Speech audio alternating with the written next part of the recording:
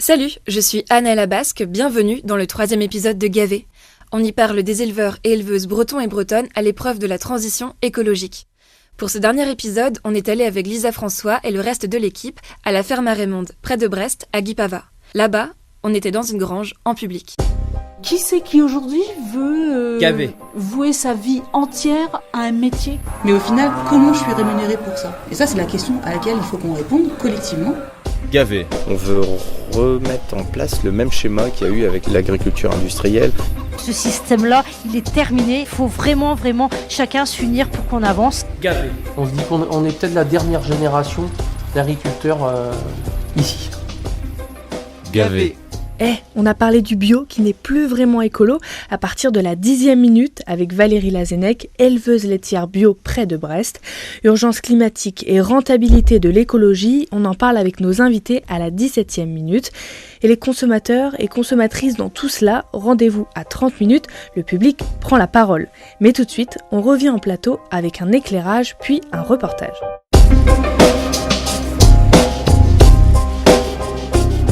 La transition écologique est-elle réellement possible? Pour tenter de répondre à cette question, nous sommes avec Danielle Evin. Bonjour. Vous êtes présidente d'Agriculteurs de Bretagne et ancienne présidente de la Chambre d'agriculture des Côtes d'Armor. Tout à fait. Valérie Lazennec, bonjour. Éleveuse laitière à la ferme pédagogique du Train-Ambiant à Brest et vice-présidente de la FRAB, donc qui est la Fédération régionale des agrobiologistes de Bretagne.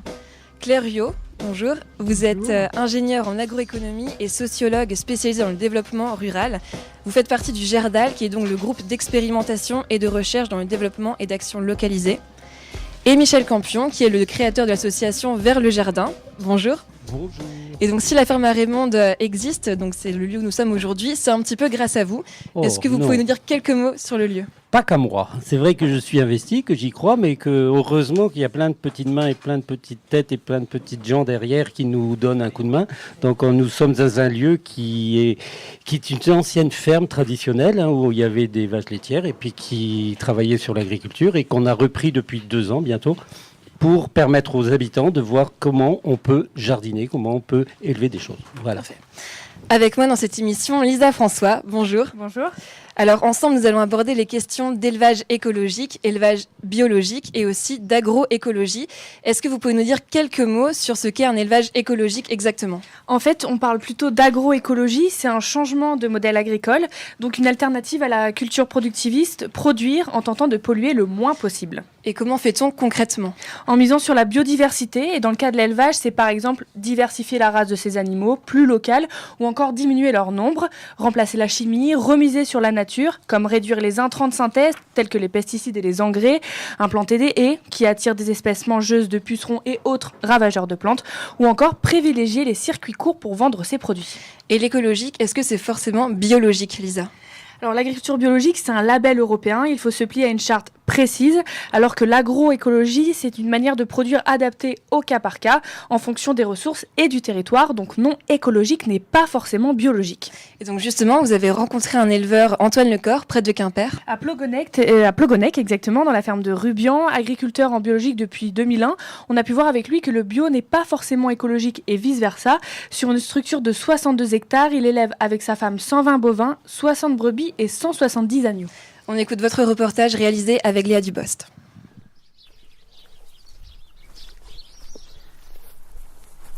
La grosse mémère là qui arrive. Ah bah voilà. Quoi? T'as un problème? Sur les 62 hectares, j'ai 52 hectares qui sont totalement en prairie implantée ou alors en prairie naturelle. Sur des prairies de rotation longue, c'est-à-dire quand j'implante une prairie, c'est au moins pour 10 à 15 ans et plus. Et je mets à peu près entre 10 et 8 hectares en culture. Et justement, vous disiez que donc, les animaux après étaient transformés en viande, Oui. au bout de 3 ans, 3 ans et demi pour les bovins. Pour les bovins, oui. Où est-ce que c'est fait? Comment vous le faites Alors après, là, c'est un gros problème. Nous, on travaille avec des abattoirs publics. Et ça, c'est une volonté, en fait, des pouvoirs publics. C'est qu'on a tendance à tout centraliser. Et donc le seul abattoir public qui nous reste en fait c'est Le Fou. Il est à combien de temps d'ici 45 minutes. Il n'y a plus d'abattage de proximité quoi. On veut engendrer qu'il y ait une transition écologique sauf que tous les services de proximité sont supprimés. Là ils vont venir nous voir. Ou ils vont rester nous regarder. Ah oui, c'est très curieux. Hein. Ça va mon gros? Pendant la période de conversion, les 2 ans là, il faut avoir des reins assez solides. Il faut avoir des reins assez solides parce que pendant les 2 ans où vous allez obtenir le label de conversion, vous n'avez plus le droit d'utiliser tout ce qui est fertilisants minéraux, donc issus de la chimie, tout ce qui est herbicides, pesticides ou autre chose. Entre nous, c'est pas plus mal, hein, mais voilà. Et puis après, comme le chimique, ça apporte un certain confort et une facilité pour certains confrères. Donc du coup, de passer de tout à rien, ça peut faire peur. Alors tout de suite, on va dire que les parcelles sont sales parce qu'il va y avoir des adventices, des mauvaises herbes. En gros, moi j'appelle ça des adventices, mais des choses qu'ils n'avaient pas l'habitude de voir dans leurs parcelles qui vont commencer à se redévelopper. Parce que tout ça, c'est un milieu, ça s'équilibre. Et du coup, ouais, ça peut contrarier certains éleveurs. Moi, ça ne me dérange pas. S'il y a une gestion convenable derrière, moi je trouve que j'ai des parcelles plutôt jolies. Certes, il y a des fleurs, mais voilà, il y a des alternatives. Ouais. Il y a plein d'outils mécaniques maintenant qui existent. Et puis après, il y a tout aussi des antécédents culturaux à mettre en place. Certaines plantes vont pouvoir nettoyer le sol, d'autres vont l'enrichir. Enfin bref, on se spécifie un petit peu sur le vivant. Ça va mon pépère? Ouais. C'est bien mon grand? Non, c'est plus intéressant de jouer avec l'eau. Mais pas ton nez sur le fil, petit cochon. T'es vraiment gros toi, hein. T'es un gros lard, hein. Il y a l'idée reçue que ce n'est pas rentable aujourd'hui d'avoir une plus petite production, d'avoir des moyens justement moins chimiques, etc. Qu'est-ce que vous en dites vous? C'est moins rentable si on choisit des schémas de commercialisation classiques. Je pense l'agriculture, c'est nourrir son monde. Et du coup, soit on choisit les chemins traditionnels, c'est-à-dire de vendre toute sa production sans s'embêter à la commercialisation parce que ça prend beaucoup de temps, soit on choisit des chemins dérobés, plus les circuits courts, la vente directe, des choses comme ça, où là, en fait, on va être les propres maîtres en fait, de notre prix juste, et du coup, celui qui va nous permettre de vivre convenablement. Mais ça entraîne de l'investissement et du travail supplémentaire, quoi. Et moi je prends plus un système autonome où on est capable d'assumer les besoins de son troupeau par soi-même sans avoir d'intrants. Et en fait après le bénéfice qu'on en dégage c'est de la plus-value, quoi. Voilà. Hop, on va avancer. Tu viens au pied? Allez, viens au pied. Qu'est-ce qui vous plaît justement, qu'est-ce qui vous anime dans le fait de faire de l'agriculture biologique? Dure question là. Comment dire, moi je vois pas d'autres moyens de produire. Je saurais même pas comment vous répondre. Ça vous paraît évident? Ouais, ça me paraît évident en fait. Ça me paraît évident. J'ai jamais eu besoin de pallier à la chimie pour tout ce qui est travaux de sol ou autre chose. J'arrive à très bien le faire mécaniquement. Certes, c'est peut-être un peu plus de boulot. C'est pour ça que des fois, au niveau écologique, on n'est plus trop en accord non plus. Parce que ce qu'on va faire déjà avec la chimie, mécaniquement parlant, ça utilise le tracteur, du gasoil. Donc ça fait plusieurs passages de tracteur. Donc là, on est perdant. Mais en même temps, je mets pas de saloperie sur mes champs, quoi.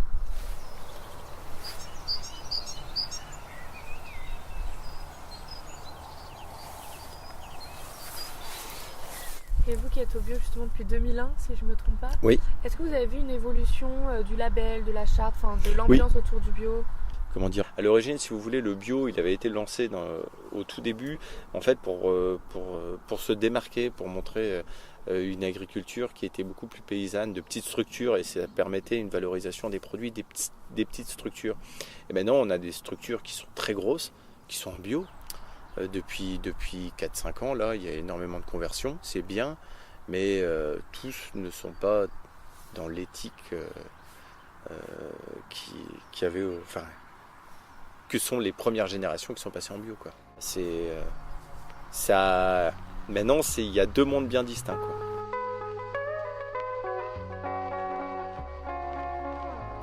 Les doutes d'Antoine Lecor, éleveur finistérien, sur cette nouvelle ère du bio. Alors, en réponse au laxisme du label européen agriculture biologique, il y a aussi des labels français plus stricts. Valérie Lazennec, vous êtes éleveuse à Brest et vous avez expérimenté le label Biocohérence pendant 2 ans. Vous êtes-vous reconnue dans les propos d'Antoine Lecor ? Oui, tout à fait. C'est vrai qu'il a bien résumé l'agriculture biologique de son départ et puis de son évolution aujourd'hui avec...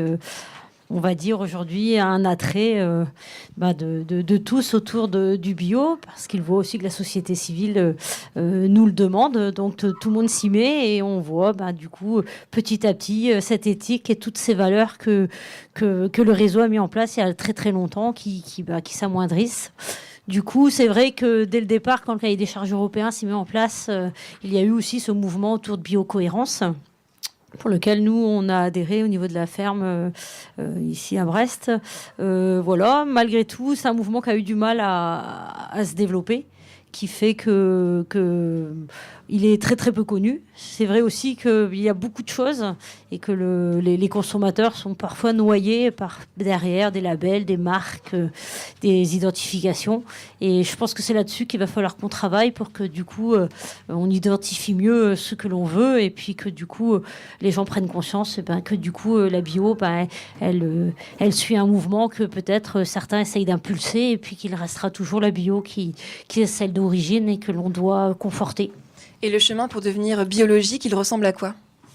Il a bien expliqué, là, l'éleveur. C'est clair que c'est un cheminement. C'est aussi des valeurs que l'on souhaite. Avant tout, c'est le respect de l'environnement, de la nature, et c'est travailler en lien direct, en osmose avec ce qu'est la nature, et de vivre les saisons, d'être proche de ses animaux, de sa terre, et puis de pouvoir faire des loupés. La chimie n'est pas là pour rattraper. On loupe une année, on recommence l'année suivante. Et on sauve aussi l'air, la mer, la terre et surtout la santé des hommes et des animaux. Qu'avez-vous changé dans votre modèle agricole à vous pour devenir biologique ? Ça fait déjà longtemps que la ferme est passée en bio, ça fait bientôt 20 ans. Il l'a bien expliqué, c'est tout un changement de pratique. Voilà, après, la ferme avait déjà un système... plutôt extensif au départ. Donc c'est vrai que c'est plus facile quand on part déjà sur, notamment au niveau d'un élevage, d'un système plutôt herbagé. Ensuite, il y a le temps de conversion légale qui est de 2 ans. Il faut quand même savoir qu'il faut bien plus que ça pour vraiment s'installer dans une vraie agriculture biologique. On va penser plutôt autour de 5-7 ans. Et comment c'est des changements de pratique, c'est ce qu'il a dit, c'est du mécanique, c'est beaucoup de prévention. Tout est basé aussi sur le bien-être animal. Voilà, ce sera un peu long d'expliquer tout en large et en carré comment ça fonctionne en fait. Vraiment une conversion en bio, ça dépend aussi de la production que l'on a, mais les bases sont là. C'est aussi l'autonomie, c'est-à-dire qu'on est basé sur des systèmes totalement autonomes. On produit sur place aussi ce qu'on a besoin pour l'animal et on achète très peu de choses à l'extérieur. Ouais, donc ça, ce sont des pratiques agricoles. Il y a le bocage, les prairies qui entourent aussi vos terres. Est-ce que c'est pas le défi de la transition écologique aussi, ce territoire ? Tout à fait, c'est ce que l'on essaie de défendre aussi. Nous, on est sur Brest, on a eu de la chance qu'il n'y a pas eu de remembrement, donc les talus sont toujours existants. Et c'est des choses qui ont disparu par le système plus intensif où on a tout rasé. Et voilà, il faut quand même savoir que toutes ces choses-là sont importantes. Talus instaure une vraie biodiversité, l'écosystème. Les zones humides aussi. En bio, on travaille énormément les zones humides. Ça ne nous pose pas du tout de problème, au contraire. Voilà, c'est des choses qui ont été un peu rejetées par le système aussi plus intensif, mais elles sont là, elles sont importantes et c'est elles qui complètent l'ensemble et qui fait que l'écosystème peut survivre. Et en quoi elles sont importantes justement ces prairies et ces bocages ? Elles sont importantes parce qu'elles génèrent une vraie biodiversité et que dedans, on a une variété au niveau des espèces végétales, etc., qui permettent justement, du coup, à tout le système, les insectes, etc., d'être présents. C'est vrai que quand on est sur un système de culture où on choisit ce que l'on sème, c'est de la chasse et puis c'est un fonctionnement totalement différent. Là, nous, on entretient réellement une zone humide où naturellement des variétés sont là et on les les préserve, voilà, et on adapte totalement aussi nos animaux pour pouvoir venir pâturer sur ce genre de prairies. Mais justement, avec vous, on peut voir que l'agriculture écologique, c'est possible, mais à l'échelle de la Bretagne, on peut se demander aussi si ça avance. Alors, la Bretagne serait la première région agroécologique en France. Anaëlle, qu'est-ce qui nous le prouve ? Alors 194 millions d'euros, c'est la somme investie en 2016 par la région dans les mesures agri-environnementales et climatiques qu'on appelle les MAEC. Alors la Bretagne est la région française qui investit le plus dans les politiques publiques liées à l'agriculture. Pour comparer, la région Pays de la Loire a investi moins de 100 millions. Alors, à quoi servent exactement ces 194 millions d'euros ? À encourager les agriculteurs à se tourner vers l'écologie plutôt que d'imposer ces réglementations. La région aide financièrement les agriculteurs porteurs de projets écologiques. Et aujourd'hui, c'est un tiers des agriculteurs bretons qui sont engagés dans ces mesures agri-environnementales et climatiques. Donc, ils sont donc aidés sur plusieurs plans, comme la gestion des zones humides, la gestion du bocage, comme on l'a vu avec vous, Valérie Lazennec, la protection des sols et la réduction des produits phytosanitaires. Et donc les mesures écologiques, ça paie. Danielle Evin, présidente du réseau agriculteur de Bretagne, le taux de nitrate a baissé en Bretagne ces dernières années ? Oui, ça, ce sont des statistiques qui sortent régulièrement. Et alors, il y a des focalisations sur un certain nombre d'endroits, comme par exemple les baies algues vertes. Mais globalement, on sait qu'on est passé d'un taux de 45 mg, puisque c'est toujours comme ça qu'on parle, à un taux d'environ 30 mg au niveau des rivières. Donc, il y a eu du travail de fait, mais qui est du travail aussi de longue haleine. Et je crois que c'est aussi ça, il me semble, l'agroécologie, c'est de pouvoir accompagner les agriculteurs, comme vous venez de le dire, à faire des mutations qui peuvent être très longues, comme Valérie vient de le signaler, et sachant qu'il y a certaines productions qui vont s'y prêter plus que d'autres, et que chaque exploitation a aussi une histoire familiale, une histoire d'hommes et de femmes, et que certaines peuvent aller vers des systèmes agroécologiques que l'on a par ailleurs aussi largement portés au niveau des chambres d'agriculture. On a appelé ça agroécologie, on appelle ça multiperformance, on appelle ça agriculture écologiquement intensive, peu importe à la limite le mot. Je crois qu'effectivement, ce qui est important, c'est de se dire qu'on est dans quelque chose qui est une mutation, et peut-être aussi mettre plus d'agronomie dans nos pratiques, ce qui a peut-être par le passé été conçu peut-être un peu différemment. Et Claire Ruot, justement, vous êtes ingénieure agronome. On peut voir que ça avance. Il y a des choses qui avancent pour l'écologie. Est-ce que vous sentez que ça avance assez vite par rapport à l'urgence climatique, justement, qui nous guette ? Assez vite, non, pas assez vite, mais en même temps, tout dépend de quel point de vue on se place. Si on se place du point de vue de la nature et de l'univers, je fais confiance aux études scientifiques, et effectivement, ça va pas assez vite. C'est pas moi qui le dis.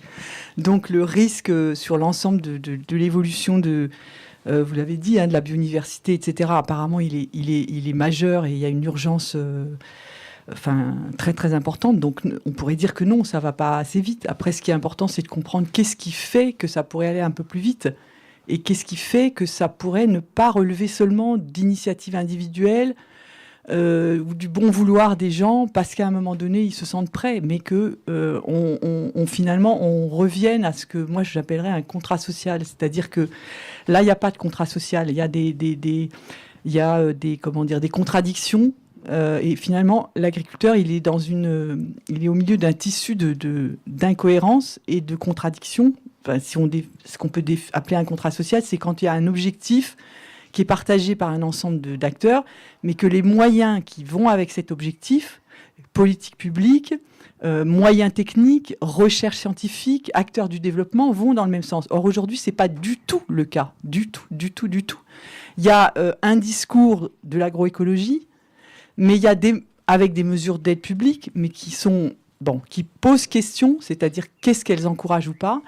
Il y a mais il y a aussi des politiques économiques, il y a des questions de paiement des prix qui vont dans l'autre sens, c'est-à-dire qui poussent au contraire à continuer d'intensifier, à continuer d'agrandir et à soi-disant continuer à faire des économies d'échelle. Donc c'est ça que j'appelle le contrat social rompu. Et pour l'instant, il n'est pas encore retrouvé. me semble-t-il. Et justement, on peut voir là qu'il y a des mesures pour inciter les agriculteurs à devenir un peu plus écologiques. On l'a vu avec les propos d'Anaëlle. Daniel Lévin, vous qui avez été présidente de la Chambre d'agriculture des Côtes d'Armor, vous avez été en contact direct avec les agriculteurs. Inciter comme la région et l'Europe le font plutôt que de contraindre, est-ce que ça marche? Est-ce que c'est ce qu'il faut pour changer de système?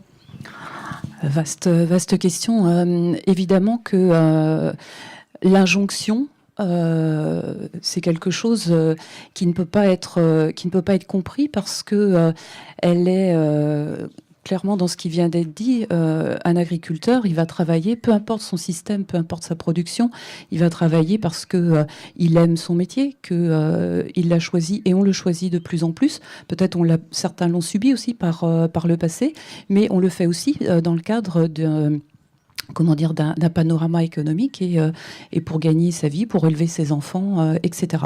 Donc les injonctions à faire différemment, ça marche pas. C'est pas ça qui fait qu'à un moment donné on a un moteur pour éventuellement changer, éventuellement aller vers autre chose. Et ce qu'on a essayé de travailler au niveau du réseau des chambres d'agriculture, qu'on travaille toujours, c'est d'amener la compréhension de ce qui se passe dans les milieux, d'amener de la compréhension sur les améliorations à amener dans son exploitation pour avoir effectivement un gain et en temps de travail éventuellement, et économiquement, et socialement, et environnementalement. Donc c'est ça qui a guidé nos actions depuis déjà longtemps. Ce qu'on peut voir effectivement, c'est que le contrat qui peut être passé avec les agriculteurs, qui est dire quand tout ça se sera fait, quand tout ça se sera intégré, les prix vont aussi être au niveau de ce qui a été demandé et des efforts qui ont été faits. Les MAE étant là pour à un moment donné gérer le risque prix quand on change. Mais il arrive un moment où ça s'arrête, quoi. Sauf que les prix sont pas au rendez-vous.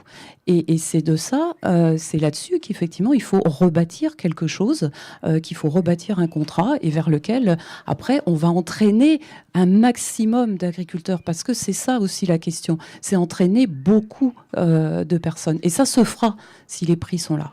Donc pour le moment, l'agriculture écologique, ça a du mal à être rentable. C'est pas ça que je dis. C'est qu'il faut comprendre, il faut que les agriculteurs voient le résultat de ça. Je vous donne juste un exemple. Je suis en production porcine, en baie de Saint-Brieuc, baie algues vertes. Voilà, j'ai fait très court. J'ai intégré un certain nombre de choses dans mon exploitation au regard de ce que je pouvais faire, par exemple. Donc, on a travaillé sur mon exploitation avec probablement le plus petit méthaniseur de Bretagne.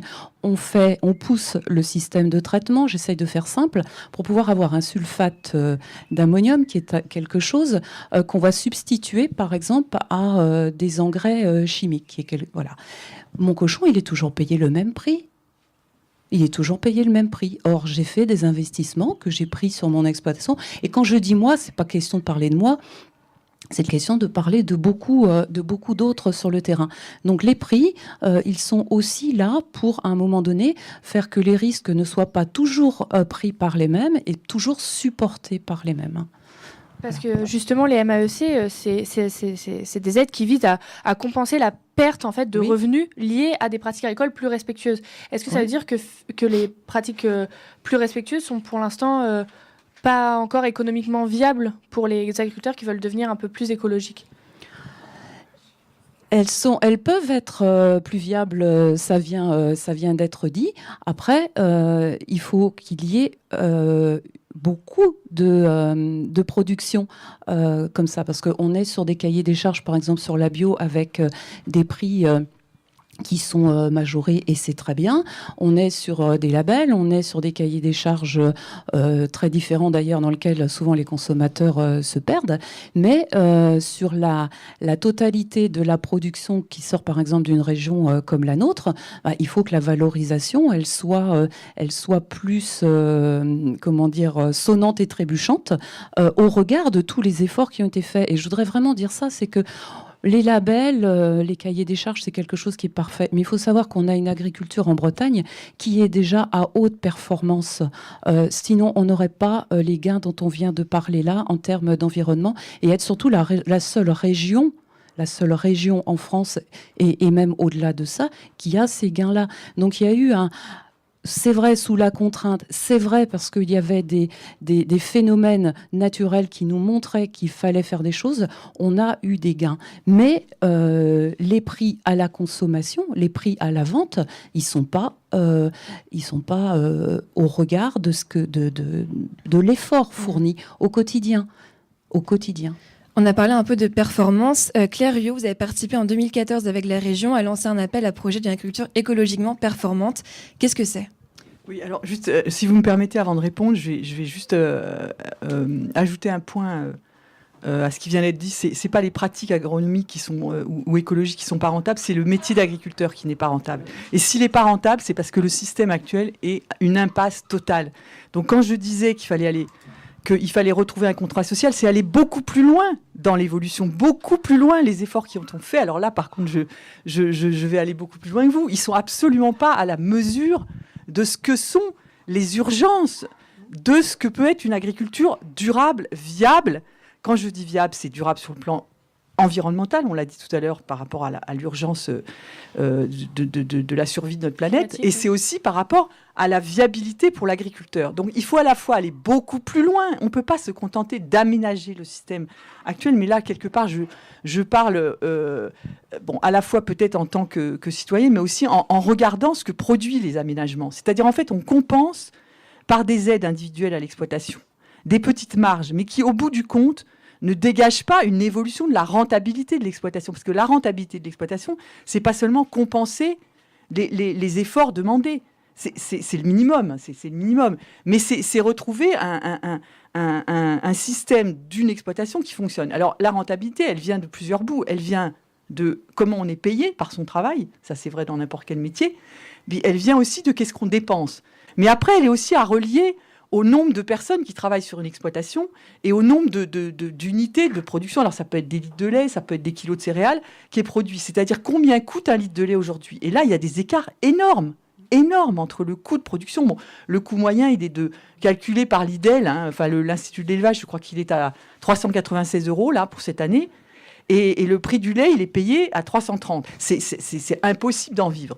Donc, on compense par des aides et on multiplie les aides et on fait des aides maintenant qui poussent un petit peu vers l'écologie, mais qui, finalement, ne remettent pas forcément fondamentalement en question. Alors, après, cette remise en question, elle est très complexe et elle ne peut pas rester qu'au niveau de l'individu. Et c'est pour ça aussi que l'appel à projet, la AEP dont vous parlez, mais c'est une pierre parmi d'autres, vise à encourager un travail collectif, mais en mettant l'accent toujours sur l'effort, ou les évolutions du côté des exploitations. C'est-à-dire que c'est encourager des groupes d'agriculteurs qui ont toujours existé dans le monde agricole, mais là, en les poussant à travailler sur cette question de la transition, à travailler ensemble pour expérimenter des pratiques agronomiques. Et là, ce qui est intéressant, c'est que depuis quelque temps, ils intègrent dans les conditions pour être reçus à l'appel à projet des liens avec la valorisation des produits. Donc, par exemple, il y a eu deux groupes qui ont reçu un financement parce qu'ils vont travailler sur la valorisation des races locales, par exemple, ou sur la valorisation d'un lait produit à 100% à l'herbe. Merci Claire Rieu. Mais alors du coup, qu'est-ce qui manque vraiment pour que l'agriculture écologique devienne un modèle de référence ? Deviennent surtout un mode de production qui fonctionne, c'est-à-dire de référence, mais qui fonctionne, c'est-à-dire qui intègre en fait l'ensemble des filières. En Bretagne, si on est la première région en nombre d'aides, c'est aussi qu'on était peut-être une des régions, je ne sais pas si c'est la première, mais qui avait besoin aussi de vraiment travailler sur la mutation de son modèle. Donc, mais parce que c'est à la fois, c'est pas seulement au niveau de l'agriculteur dans son exploitation, c'est l'agriculteur avec ses voisins, donc c'est comment on peut collectivement travailler sur de l'expérimentation, mais c'est aussi l'agriculteur dans ses relations avec l'amont et l'aval. Et c'est là où, pour l'instant, l'effort qui est demandé aux agriculteurs, il se traduit juste par une espèce de bagarre sur des petites plus-values de rien du tout, 10 € la tonne de lait payée par la marque. Mais c'est ridicule si on regarde bien. Donc la question, c'est est-ce que le verdissement des modèles de production agricole, il va permettre à l'agro-industrie de finalement récupérer les attentes des consommateurs en termes de maintien des ventes dans la grande distribution, ou est-ce que ça va être l'occasion de revisiter le contrat agriculteur-industrie? Est-ce qu'ils vont arriver à se dire, si on a besoin encore de matières premières, parce que ça s'appelle comme ça dans l'agro-industrie, est-ce que le contrat passé avec les agriculteurs, il peut se renouveler fondamentalement sur un accord par rapport à un produit qui a une valeur? Pour l'instant, on n'en est pas là.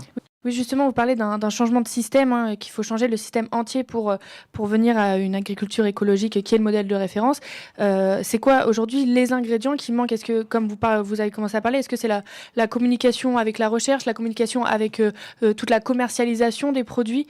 Alors déjà, ça c'est le premier point, c'est la rénovation des relations entre l'aval, oui, principalement, et les agriculteurs. Alors c'est très difficile parce qu'on n'est plus face à des petites coopératives, on est face à des groupes qui sont quasiment extrêmement difficiles d'accès par les agriculteurs, ne serait-ce que par la taille, et on est face aussi à des centrales d'achat, ça vous connaissez, très très peu nombreuses, face à des agriculteurs qui diminuent mais qui restent malgré tout nombreux. Ça c'est un premier élément, c'est comment ce lien peut se renouveler. Deuxième chose, c'est le rapport entre les politiques publiques et les agriculteurs. Est-ce qu'on est uniquement sur des aides qui relèvent du volontariat, de contractualiser, et qui ne sont pas très valorisantes pour le métier d'agriculteur, parce que finalement on vit des aides. Et ça, c'est beaucoup d'agriculteurs nous le disent, nous, tout le temps. C'est de sentir que ce n'est pas notre production qui nous fait vivre, que c'est les aides publiques. Donc, est-ce qu'on peut passer aussi de la seule aide à l'exploitation à des choses qui vont, finalement, je pense au bocage, par exemple, partager la question de l'entretien, du maintien, de la rénovation, de la replantation du bocage par la collectivité. Et pas seulement un agriculteur qui, ici, va replanter, son voisin ne va pas le refaire, etc. Donc, c'est tout cet élément. Et puis, travailler ensuite sur l'alimentation en dépassant le seul circuit court autour des villes, parce qu'on peut le faire. Comment on fait par rapport à la relocalisation pour les gens qui sont, la majorité des agriculteurs, qui sont loin des villes et qui ne peuvent pas faire vendre directement en circuit court. Donc là, il y a aussi des choses à réorganiser sur l'approvisionnement entre finalement les centrales d'achat et l'ensemble des agriculteurs. On a commencé un peu à évoquer le lien avec le consommateur. Il y a quelques jours, nous avons rencontré Olivier Alain, le vice-président de la région Bretagne en charge de l'agriculture, qui nous a parlé justement de ce lien avec le consommateur. Le consommateur a un rôle clé à jouer, parce qu'il ne peut pas demander des produits encore plus sains, encore plus agroécologiques et acheter le moins cher, fait dans des conditions d'élevage avec des systèmes qui sont à l'inverse de ce qu'on fait ici. Le distributeur, par qui a un pouvoir considérable, est-ce qu'il va jouer le jeu? Est-ce qu'il continue les prix bas et donc des prix des produits d'importation, parce qu'on sera forcément peut-être un petit peu plus cher? Les agriculteurs sont prêts à le faire, mais il faut aussi que ça se traduise en termes de politique contractuelle d'aide publique et aussi des consommateurs via aussi leurs distributeurs qui ont un poids énorme. Alors Valérie Lazennec, est-ce que vous avez une réaction à ce commentaire? Eh bien, là, pris comme ça sur le vif, c'est un peu difficile. Parce que vous êtes éleveuse laitière. Voilà, moi je pense que on a tout ce qu'il faut pour pouvoir répondre à la demande aujourd'hui des consommateurs, et les gens ont bien compris qu'il faut tout changer et que ce qu'ils veulent, c'est vraiment manger de la qualité. Et je pense que voilà, c'est pas moi, paysanne bio, qui vais défendre aujourd'hui, mais je crois que le bio local répond très bien à la demande de la société civile. Je pense que notre réseau est organisé depuis très très longtemps pour pouvoir fournir localement et écologiquement. Et je pense que la société civile bouge, mais ça fait très longtemps que dans certains territoires, les choses existent. Et il y a moyen, même dans les grandes villes comme Brest Métropole, de pouvoir fournir les gens. Et même le bio peut nourrir les gens. C'est un faux débat de dire qu'on peut pas le faire. Il faut simplement que les élus, que les collectivités et que les instances qui nous dirigent sautent le pas avec nous et qu'on y aille.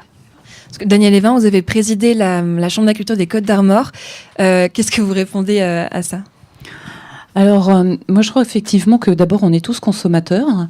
vous, moi, toutes les personnes qui sont autour, ceux qui vont nous écouter demain, on est tous déjà des consommateurs. Et je crois que le consommateur, il est assez paradoxal parce que il dit un certain nombre de choses, il fait un certain nombre de choses, et puis il y a aussi toute la grande majorité de ceux qui n'ont peut-être pas la réflexion de l'alimentation et de la consommation. Et ces personnes-là, on doit se reconnecter avec eux. On doit expliquer aussi quels sont les enjeux que l'on a devant nous. Reconnecter avec le fait de aussi dire c'est quoi l'agriculture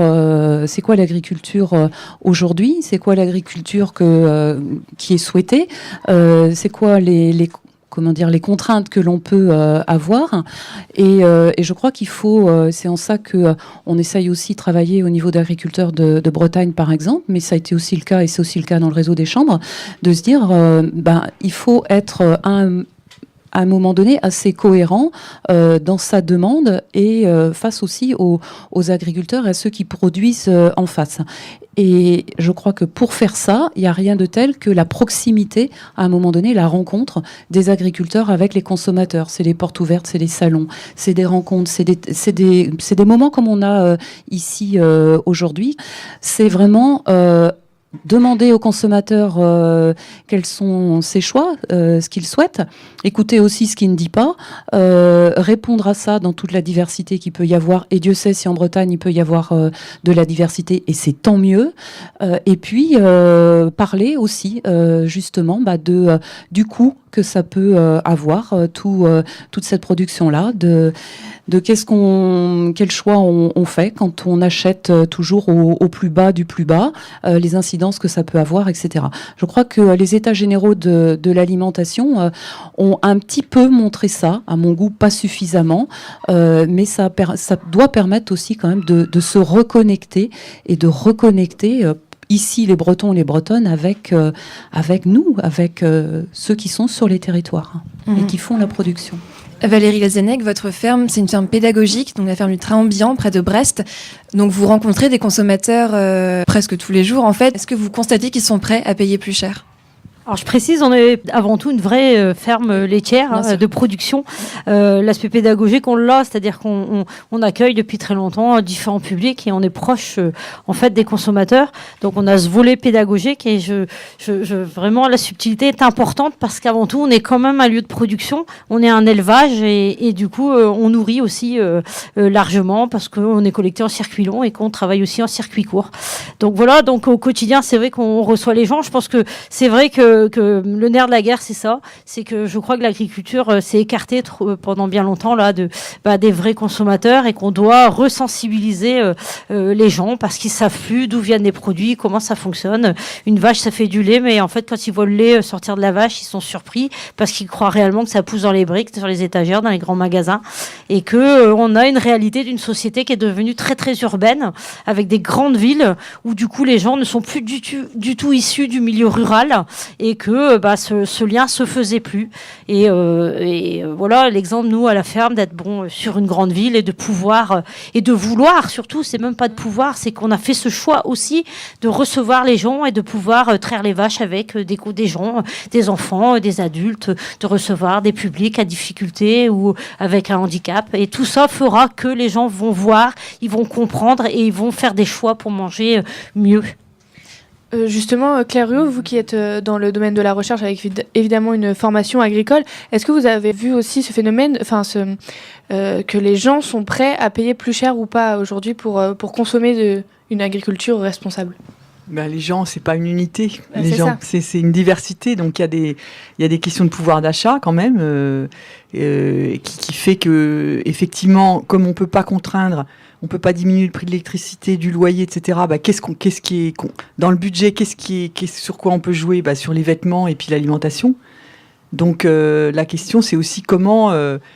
Parce que oui, je vais être d'accord avec tout le monde qu'on peut pas, si ça a une valeur, soit on considère que le métier d'agriculteur et que le produit agricole a une valeur et donc il faut le payer, soit effectivement, si ça n'a pas de valeur, on peut pas sortir de l'impasse. Voilà. Donc si on produit moins avec des rendements moindres et donc des coûts qui aient déjà été, des prix qui aient déjà été trop bas de toute façon, il faut pouvoir payer plus. Maintenant, c'est comment on rend accessible ça, si on va, par exemple, je vois les COP bio qui réfléchissent un peu sur comment on délocalise des lieux de vente pour aller dans les quartiers dans lesquels, pour l'instant, elles sont assez peu implantées, comment on fait, c'est tout un travail à la fois d'éducation, mais aussi de se dire, est-ce que dans les budgets des gens les plus modestes, il y a la possibilité de... donc là, ça touche à d'autres domaines qui ne sont pas régulés. C'est ça. En fait, ce qu'on a beaucoup remarqué en travaillant sur cette thématique, c'est que le lien social, les problématiques sociales et l'écologie étaient intrinsèquement liés. Et ce qui nous a marqué quand on a rencontré Michel Campion, donc président de l'association Vers le Jardin, c'est que il ne pouvait pas y avoir de transition écologique sans ce lien humain. Est-ce que vous pouvez nous présenter un petit peu, du coup, votre projet, vous, ici ? Oui. Alors, je suis un peu mal à l'aise. D'abord, je ne suis pas président. Je ne suis que directeur. Pardon. Si Soise m'entendait. Et on n'est pas des paysans, nous. On n'est pas des agriculteurs. On n'est pas des maraîchers. On est des êtres humains qui se posons la question sur ce qu'on doit faire grâce au jardin, par la terre. Et du coup, quand on a créé Vers le Jardin, l'idée, c'était de permettre à tous et à chacun de pouvoir accéder au jardinage. C'était ça l'objectif que nous avions imaginé. Et c'était le lien social qu'on y mettait. Mais depuis quelques années, on se rend compte quand même que le besoin de bouffer, pardon de l'expression, mais c'est important de bien manger, de mieux manger et puis pas trop payer. Et je ne sais pas si on pourrait faire un sondage dans notre belle salle des conférences là, mais il y a plein de gens qui sont là autour de moi qui n'ont pas les moyens d'acheter bio. Et ça, je peux le confirmer. Il y en a plusieurs, il y en a qui hochent de la tête. Parce que c'est cher, c'est un fait. Mais si nous, on peut prouver par le jardin que c'est un moyen de subsistance, c'est un moyen de redonner envie, et c'est pour ça que nous avons créé aujourd'hui la ferme à Raymonde, c'est aussi de permettre aux gens de voir qu'on peut facilement, techniquement, accéder tout doucement vers du maraîchage. Mais en effet, il y a des grandes différences de population. Alors par exemple, on va faire un petit tour de salle. Quelqu'un peut prendre le micro et expliquer pourquoi il est venu aujourd'hui à la ferme à Raymonde. Alors bonjour, moi c'est Nina. Pourquoi je suis venue à la ferme à Raymonde ? Parce que tout simplement, je voulais aider. Moi je connaissais Vers le Jardin et puis la ferme qui existait précédemment. Et puis aujourd'hui j'avais du temps à consacrer et je me suis dit pourquoi pas donner de mon temps. Alors consommez-vous bio, Nina ? Oui, j'essaye, du moins local. Et quel est votre lien avec l'écologie dans la vie de tous les jours ? Waouh. Le lien. Pour moi, c'est important d'être, en cohésion avec la nature. Moi, je suis issue d'une famille paysanne. Et puis, les valeurs de la nature, c'est très important. Donc, du coup, j'essaie de perdurer. Pour moi, c'est très important. Voilà. Et justement, qu'est-ce qui vous donne envie de consommer du bio ?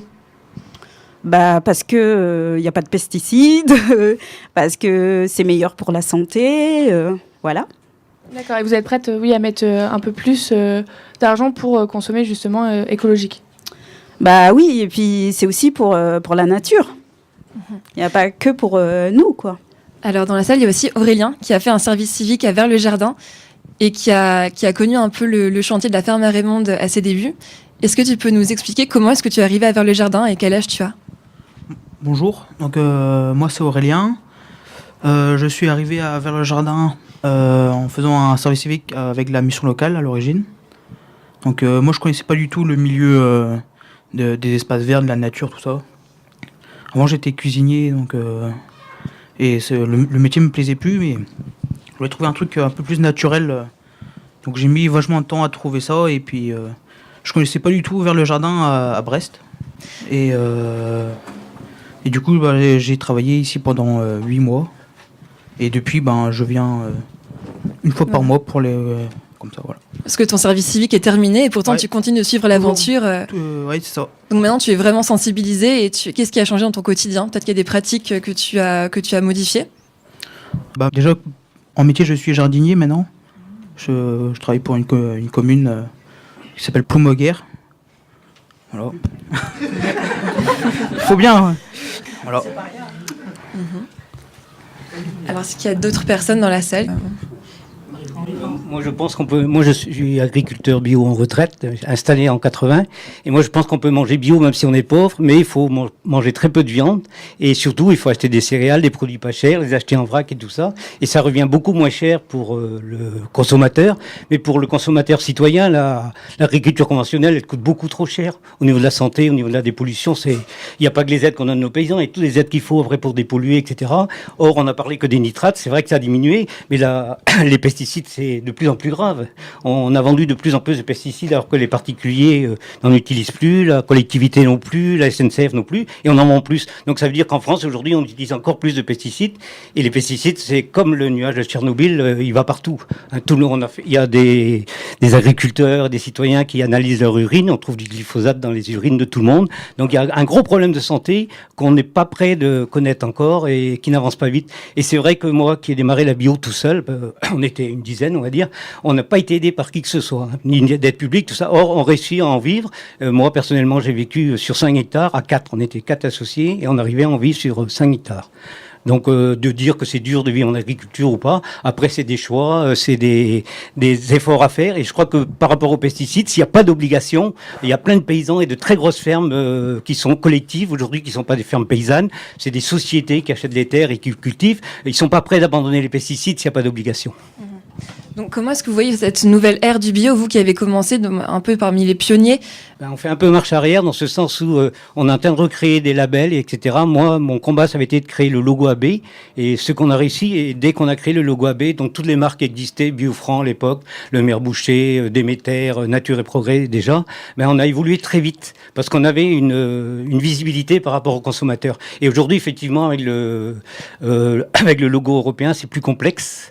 Et on recrée des marques pour croire qu'on est plus blanc que le blanc. Moi, j'aurais préféré que les paysans bio prennent du temps pour aller se battre contre les lobbies. Malheureusement, c'est dur parce qu'on n'a pas d'argent. Mais ils se battent pour que le logo européen soit amélioré plutôt pour tous, plutôt que de créer des marques. Parce que chaque fois qu'on crée une marque, on donne son énergie pour la marque. Ça coûte de l'argent parce qu'il faut se faire connaître, il faut la publicité. Et qui paye au final ? C'est le consommateur qui paye toujours le dernier. Donc si on prend à l'échelle individuelle, l'avancée, elle est possible, on a l'impression. Mais alors c'est au niveau du collectif que ça bloque. Claire Riou, est-ce que vous avez une petite remarque à faire sur ça ? Oui, il y a des références d'agriculteurs en bio ou en agriculture durable. Je pense à des agriculteurs du CEDAPA, par exemple, qui ont démontré depuis des années, par exemple, la rentabilité de systèmes basés à l'herbe. Et pourtant, ça faisait pas mouche. Donc comment ça se fait ? C'est-à-dire que alors que les études montrent que c'est productif et rentable. Donc après ça renvoie à pas mal de facteurs qui sont un peu ce que nous on appelle dans notre jargon social un peu les normes. Qu'est-ce qui est considéré comme un bon agriculteur ? Alors à un moment, un bon agriculteur, fallait qu'il n'y ait pas une herbe qui dépasse, il fallait produire beaucoup, il y avait l'histoire de la taille. Bon, ça, par exemple, la question de l'accès, de l'agrandissement, ça paraît pas lié, mais si c'est lié, parce que effectivement, le travail de désherber mécaniquement 1 hectare ou chimiquement, c'est plus de travail. L'agriculteur le disait tout à l'heure. Donc, un agriculteur tout seul sur une ferme la moyenne en Bretagne augmente extrêmement vite. Il y a des choses qu'il pourra plus faire tout seul. Alors, ça renvoie donc à la question de la taille. De la taille d'une ferme permettant à un agriculteur d'être en bio ou d'être sur un système moins productif. Sur le plan, je parle de ce qui crache en rendement, mais plus rentable. Et puis ça renvoie du coup aussi au collectif. C'est-à-dire que là, par exemple, l'équipement collectif est indispensable. On parlait avec des agriculteurs là, qui passent à un peu moins de travail du sol. Un agriculteur, il ne peut pas s'équiper tout seul, par exemple, de semoirs directs. Donc, il y a aussi à retrouver un peu réaugmenter le lien au collectif. Alors, ça va pas trop dans ce sens-là parce que les GAEC, les sociétés ont tendance à se développer. Donc, il y a 4-5 associés. GAEC, c'est... Ah oui, alors, groupement agricole d'exploitation en commun. Les sociétés, donc, on a 4-5 sièges qui se regroupent. Mais finalement, donc ils vont travailler, s'équiper entre eux, mais avec une taille rapportée à l'unité de travail agricole, un nombre d'hectares énorme, qui fait qu'ils vont s'équiper entre eux, mais ça ne va pas favoriser le lien au niveau d'un groupe d'agriculteurs. Alors, c'est pas qu'ils veulent pas, c'est que le fait est qu'ils n'ont pas le temps, et puis ils vont dire, nous, on s'équipe parce que de toute façon, il faut qu'on s'équipe que nous, parce qu'on en a besoin. Et donc, c'est vrai qu'il y a une espèce de tension en ce moment avec des groupes qui ont un peu de mal, et même certaines CUMA, coopératives d'utilisation du matériel agricole, qui voient partir des agriculteurs ou ont du mal à faire des choix qui intègrent encore et des petits agriculteurs et des moins petits, par exemple. Daniel Evin, vous avez une remarque ? J'ai pas complètement la même lecture, même si je partage une partie de ce qui a été dit dans mon quotidien à différents niveaux. Moi, j'ai vu et je vois encore et je vois toujours beaucoup de groupes d'agriculteurs qui travaillent ensemble et qui travaillent justement dans le cadre d'un enjeu territorial. Je vous ai parlé tout à l'heure des baies algues vertes. Moi, j'ai participé à ce qu'on appelle des CPA, des comités professionnels agricoles qui regroupent des agriculteurs très différents. Et il y a là autour de la table des personnes qui se posent la question de comment on améliore notre territoire avec une thématique eau, une thématique pesticides ou une thématique nitrate, etc., etc. Comment on fait, comment on travaille, comment est-ce qu'effectivement agronomiquement on est encore plus performant. Et je pense qu'effectivement une partie des solutions à ce dont on a parlé tout à l'heure, qui soit de l'énergie, de la consommation, de l'alimentation, viendra aussi de ce que ces groupes-là sont en train de faire sur le terrain. Il y en a beaucoup plus qu'on ne le pense. Les pratiques changent beaucoup plus vite qu'on ne le pense. Et je pense que si on veut accélérer aussi les choses, il faudra sortir aussi de ces postures qui mettent les uns contre les autres, les uns éventuellement à côté des autres dans le meilleur des cas. Et moi, ce que je voudrais, ce soit que les uns travaillent avec les autres. Et c'est ce qu'on a vu beaucoup quand il y a eu des groupes notamment de transfert entre des techniques bio appliquées à d'autres cultures. C'est comme ça qu'on progressera. C'est comme ça qu'on tirera la totalité ou là en tout cas la très grande majorité des agriculteurs vers des changements qui sont, semble-t-il, inéluctables. Parce qu'il y a des demandes, parce qu'il y a des enjeux, parce qu'on est tous sur le même territoire et tous sur la même planète. Ces changements-là, ils vont se faire, mais ils se feront qu'à partir du moment où on arrête aussi les postures. Et moi, je m'en suis battue contre ça pendant longtemps. Je continue de le faire parce que ça n'est que... c'est stérile. Et ça n'amènera pas... ça ne peut pas être la réponse à tous les enjeux que l'on a devant nous. Donc les groupes, moi, j'y crois fortement. Et il y en a beaucoup sur les terrains. Alors, il faut qu'il y en ait plus. Oui, juste une précision qu'on se comprenne bien, parce que le cœur du travail du Gerdal depuis 83, c'est le groupe. Voilà. Donc, je crois que c'est pas là-dessus. Oui, sauf que je voudrais juste donner des chiffres. C'est moins d'un quart des agriculteurs qui sont dans des groupes. Ouais. Et c'est moins que quand j'ai commencé à travailler avec le Gerdal et avec les chambres, les CIVAM, les GDA, les CETA, et c'est tous les groupes que je pense que vraiment... Et je me suis battue pour le renouvellement de l'appel d'offres AEP. Donc, il y a aujourd'hui des agriculteurs qui sont dans plusieurs groupes. Ces groupes sont absolument moteurs. Je ne vais absolument pas aller contre. Mais le gros défi, c'est d'aider plus d'agriculteurs à y aller. Et là, il y a vraiment un défi parce que tout à fait. Je pose isolés, aussi en termes de défis et d'enjeux, et d'autres qui profitent de ces groupes, donc qui sont à fond et qui, évidemment, font plein de choses super. Mais on est en train de voir un peu une sorte d'écart qui est en train de se creuser entre ceux, et c'est pas une histoire de par exemple bio, pas bio, c'est entre des agriculteurs isolés d'un côté et des agriculteurs dans plein de groupes, ayant accès à plein de ressources de l'autre. Et là, il y a un vrai défi social et socio-professionnel vis-à-vis de ces agriculteurs, et parmi lesquels il y a des jeunes agriculteurs et comment, qui ont le nez dans le guidon et qui ont du boulot jusque-là, j'en rencontre tous les jours. Et comment le relever, ce défi ? Eh ben, je crois qu'il faut aller vers eux, parce qu'en fait, il y a... Bon, là, vous m'emmenez loin, parce que c'est toute la question de la pratique du développement. C'est comment est-ce qu'on va chercher des gens dont on dit qu'ils sont déjà engagés ou pas. Si on va chercher des gens qui sont déjà engagés, par exemple, à l'époque, c'était sur l'intensif, les modernes. Aujourd'hui, les modernes, c'est ceux qui sont sur l'agroécologie. Mais enfin, c'est le même message. On ne va pas chercher ceux qui sont, au contraire, plus en difficulté, qui expriment moins de choses, qui sont moins dans les réunions. Donc, il faut y aller. Et ça renvoie à un lien avec le terrain. Donc, je pense qu'il faut que les organisations de développement, toutes, retrouvent aussi un lien fort avec le terrain qui, parfois, c'est un petit peu distancié, ne serait-ce que parce qu'il y a une surcharge de travail, parce que, enfin là, bon, du côté des conseillers, et je disais tout à l'heure avant l'émission, là on en parlait, que quand il n'y a plus personne qui va dans les fermes, il y en a encore un qui y va. C'est le technico-commercial de l'entreprise Amont-Aval, parce que lui, il est sur le terrain, et effectivement, bon, il est souvent un bon agronome aussi d'ailleurs, hein, c'est un conseiller, c'est des gens qui connaissent eux aussi, mais du coup, il y va aussi pour vendre des produits.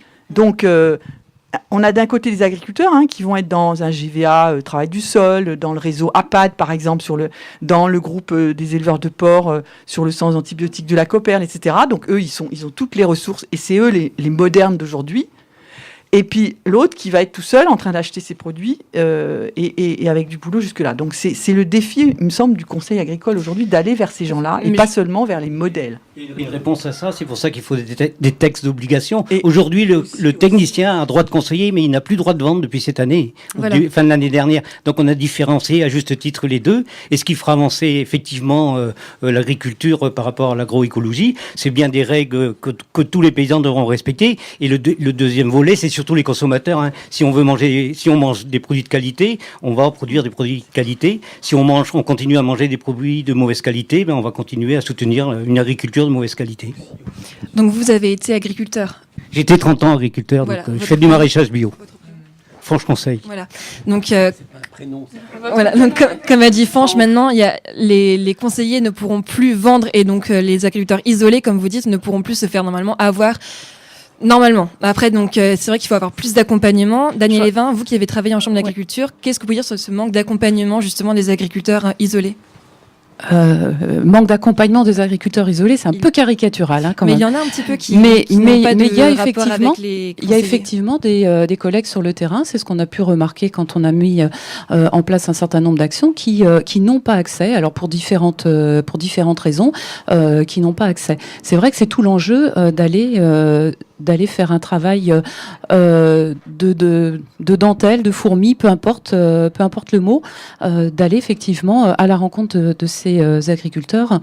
C'est le travail que fait les chambres d'agriculture. Quand les chambres d'agriculture, par exemple, se réorganisent, ce qu'on a fait de manière très volontariste en Bretagne, en ayant et en consolidant la présence des chambres à travers les antennes territoriales. C'est fait maintenant sur la totalité de la Bretagne, avec des territoires qui sont globalement à l'échelle des EPCI. Tout dépend effectivement des secteurs, mais sur un département comme le mien, 8 EPCI, 8 antennes de chambres d'agriculture, telles que on veut les voir fonctionner, avec une multitude de compétences de conseillers et à qui effectivement on demande d'être au plus près des pratiques des agriculteurs. Et on parlait tout à l'heure des jeunes agriculteurs. Les jeunes agriculteurs sont de plus en plus formés, c'est un secret pour personne, sont aussi installés, comme on pouvait le dire aujourd'hui, plus en société parce qu'ils aspirent également, mais comme nous tous, à avoir un peu plus de temps libre. Donc le travail effectivement dans les sociétés est une évidence et il faut qu'on mette par exemple à profit ce temps de l'installation en agriculture et surtout cette post-installation, ce qu'on a mis en place à travers un certain nombre de contrats que l'on peut passer avec les agriculteurs pour justement travailler au moment de l'installation, qui est souvent un moment de réflexion pour la totalité de l'exploitation. Et comment est-ce qu'on s'inscrit dans son territoire, comment on va travailler, comment on va peut-être changer ses pratiques, comment on va changer son système, etc., etc. Donc il y a des moments clés dans la vie d'une exploitation qu'il faut utiliser, qu'on essaye d'utiliser. Et moi, ce que je voudrais aussi redire, c'est qu'il faut avoir confiance dans ces mouvements qui ont toujours existé et qui sont effectivement des mouvements d'évolution. Il faut avoir confiance aussi dans les jeunes parce que je crois aussi qu'une partie de ce qu'on dit depuis tout à l'heure a trait aussi à la formation. Alors à la formation initiale évidemment, mais également à la formation continue. Et je crois que là-dessus, même si on peut toujours dire que c'est pas suffisant, mais je crois que là-dessus, au niveau Bretagne, on a aussi des schémas de formation qui sont intéressants et qui sont multiples, dans laquelle aujourd'hui tout un chacun peut s'inscrire avec les systèmes de remplacement, etc., etc. Donc, il faut aussi beaucoup miser là-dessus. On a parlé de la recherche, mais moi, je crois beaucoup aussi aux temps de formation qui sont aussi des temps d'échange et des temps de groupe. et notamment effectivement quand il s'agit des fois de prendre ce temps de réflexion pour faire peut-être autrement. Est-ce qu'il y a des réactions dans la salle? Parce qu'on arrive à la fin de l'émission. Je voulais quand même un petit peu réagir en tant que paysanne bio par rapport à ce qui vient de se dire. Je suis un peu étonnée d'entendre de telles choses et on sent quand même aujourd'hui, on entend beaucoup parler de suicide dans l'agriculture. Je pense que c'est un sujet un peu tabou mais qui est vraiment très très existant. On voit aussi, on part là sur des années où il va y avoir énormément de départs en retraite. Donc beaucoup de fermes qui vont mourir parce que rien n'est fait aujourd'hui pour que de petites structures ou des moyennes structures résistent ou puissent être reprises, mais essentiellement de l'agrandissement et bien évidemment du coup l'artificialisation des terres qui fait qu'aujourd'hui on laisse partir les terres nourricières et que aujourd'hui l'agriculture va droit dans le mur et que voilà, il est plus que temps de bouger et d'entendre encore de dire que tout va bien et que tout le monde réfléchit, qu'on forme bien les jeunes agriculteurs de demain. Je crois que non, il est plus que temps que ça bouge et je pense que c'est la rééducation des gens qu'il faut faire aujourd'hui et elle passera aussi par les instances qui doivent aussi comprendre aujourd'hui que ce système-là, il est terminé et qu'il faut vraiment, vraiment chacun s'unir pour qu'on avance et arrêter aussi la pression des lobbies et pour que du coup réellement on prenne conscience. C'est justement ce que Fanch disait, ancien agriculteur. C'est au niveau de la réglementation toujours. Par exemple, on dit qu'il faut installer des jeunes, il faut qu'ils trouvent des terres. Or, la SAFER, qui est une bonne chose, avant s'en occuper un peu avec les syndicats paysans. Mais aujourd'hui, quand c'est une société, on n'est pas obligé de déclarer à la SAFER qu'on va vendre. Et donc, on passe à côté de la SAFER. Comme quoi qu'on dise, il faut des textes très réglementaires qui obligent les gens à Alors, il faut penser aux auditeurs aussi, si vous pouvez expliquer un peu ce que c'est la SAFER. Je suis société foncière d'un aménage foncier, donc chaque notaire doit déclarer les surfaces à la SAFER, et après les syndicats et les exploitations environnantes ont les renseignements. Or, quand c'est une société, on n'est pas obligé de déclarer à la SAFER, donc on ne sait pas. Très bien. Eh bien, on va toucher à la fin de cette émission. Désolée, Daniel Lévin. Juste dans mon propos, il n'était pas de dire que tout allait bien et que tout allait continuer comme avant. Et je suis la première à dire qu'il faut effectivement encourager et même s'il y a des moments qui sont difficiles, même s'il y a des moments qui sont compliqués, justement avoir collectivement l'idée de porter aussi l'agriculture bretonne et toutes ces transformations, parce que c'est comme ça que ça marchera. Oui, justement, on l'a expliqué pendant l'émission, donc merci beaucoup. C'était le dernier épisode de Gavé. Merci à nos invités d'avoir répondu à nos questions. Valérie Lazennec, éleveuse laitière à Brest, Daniel Lévin, présidente du réseau agriculteurs de Bretagne, Claire Huyot, sociologue spécialisée dans le développement rural. Merci également à l'équipe de l'association Vers le Jardin d'avoir accueilli ce plateau radio à la ferme à Raymonde, à Guipava. Retrouvez-nous sur Twitter, Facebook et Instagram à LP Journalisme Lannion pour découvrir tous nos épisodes de Gavé et ses coulisses. Merci à tous et à toutes.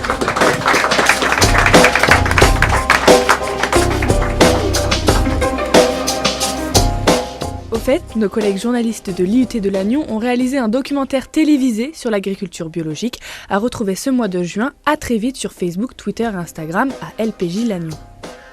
Ça va ou pas? Enfin, je vais peut-être le refaire.